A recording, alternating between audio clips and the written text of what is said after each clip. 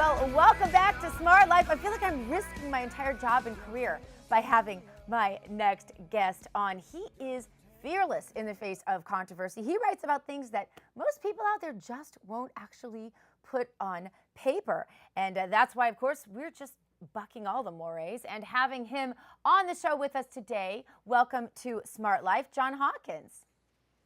Gina, it is an absolute pleasure to be on with you. It's been way too long. I have never been on a show with you. It's tragic. You are one of the nicest people I've ever met. And by the way, in case you're just wondering, she's just like that in person. Sweetest person you're ever going to run into. And my mother will have your check in the mail. Thank you so much, John. No, it is good to have you. And I have to tell you, I myself feel, I was discussing with my producer today, I said, why have we never had him on? He writes right up my alley. This is my kind of stuff because it's psychological, it's political, it's brain studies, this is good stuff. So I want to start first with a piece you wrote that I can't believe you wrote. Things that you really can't say. Some of these things are shocking, John. I can't even believe you wrote them on paper. I can't imagine the hate mail you got after you wrote this.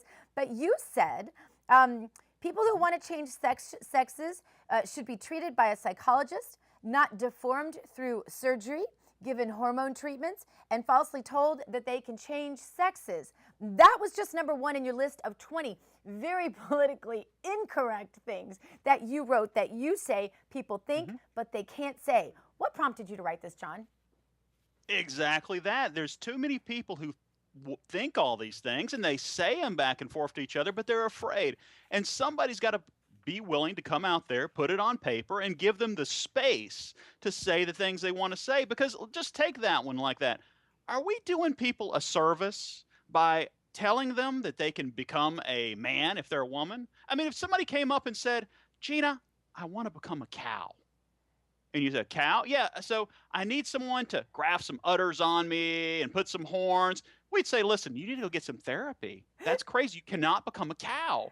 But yeah, we do this to people. But you just can't say that to people because it's so politically correct. Here's some more. There are more. People who remain poor over the long haul in America, you say, should stay, will probably stay that way because they've made poor life choices. You can't say that about poor people. We're supposed to all want to help the poor people and give them lots and lots of money, John. Well, it's okay to want to help poor people. I don't think it's bad. I've certainly helped poor people before, but I think we've also got to say most people in life get what they deserve.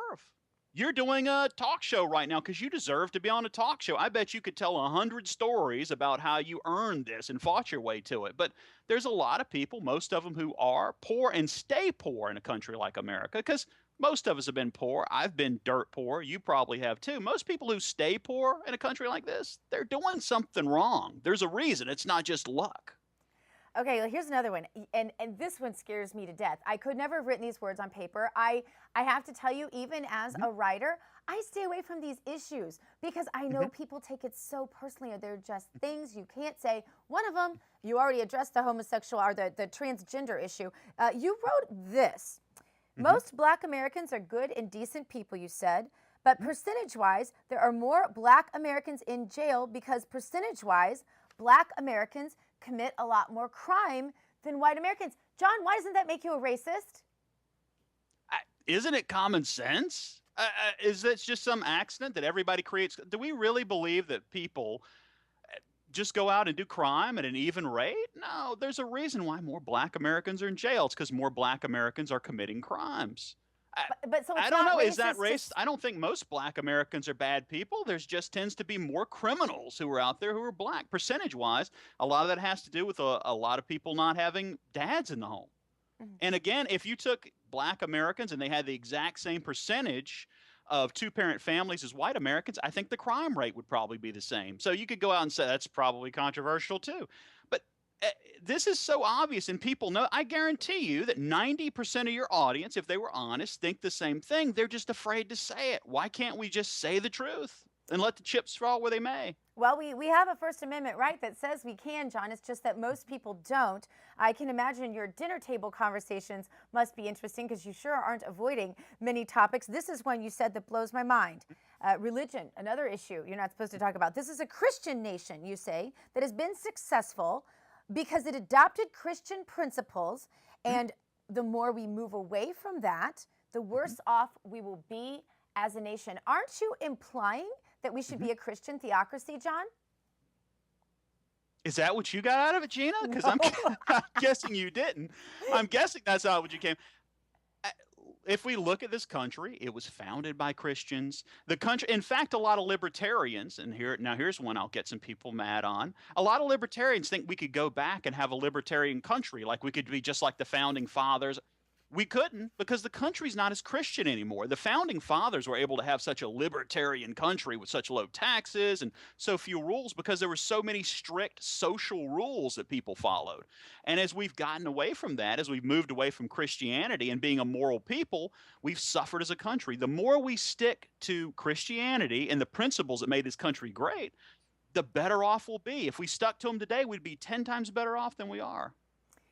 This is just fascinating. Of course, people can find it on your site, Right Wing News, and they should, because it's just unbelievable that you actually put all of this stuff in writing. You comment not just on race and religion. You comment on the Boy Scouts. It's unbelievable, John. And I have to tell you, I think it took a lot of spinal cord to do this. I only wish that our politicians in Washington, D.C. had half as much spinal cord and could come face to face and be honest about their opinions as much as you have. I do want to hear the fallout. Go to the next, Go ahead. I got to have one question. How many of those did you disagree with? You know, the funny thing is, I think most people think these things, John, but they don't actually say them. And that's the thing. But I want to know the hate mail you got from this. Oh, I get, I didn't necessarily get a ton from that one. I get so much hate mail, though, on a daily basis from my Facebook page. I do them every couple of weeks. It's kind of fun to put up the hate mail. The badly spelled, terrible stuff about how they want to kill me. It's fun. I mean, I find it fun anyway. Yeah, no, I hear you. I kind of judge the impact of my columns by how much hate mail I get, and I'm sure you do the same thing. You also did another one on Town Hall, 5 obvious principles, and I think this is really what you're getting at in those bold, politically incorrect statements that you made. You say people respond to incentives, personal responsibility is good for people. Human beings are not angels. I thought that was important. Nobody cares as much about other people as they do about themselves, and men and women are different. Common sense application, and I think if people would be more honest, John, we'd get a lot further in our political dialogue, don't you? I do. And see, this is how I became a conservative. When I went into college, I was kind of a mushy moderate. I was vaguely pro-abortion, didn't really have any strong opinions on anything. And I did 2 things. One, I said, all right, I need to get the liberal political perspective. I'm going to listen to my college professors. And you did it. And look how smart and successful you are now. John Hawkins of Right Wing News. You can also find his stuff at townhall.com. Thanks for being with us, John Hawkins. Thank you for having me on, Gina. My pleasure. Come to us every day and get just a little bit smarter here on Smart Life with Dr. Gina. Thanks for joining us. You go boldly now and live the smart life.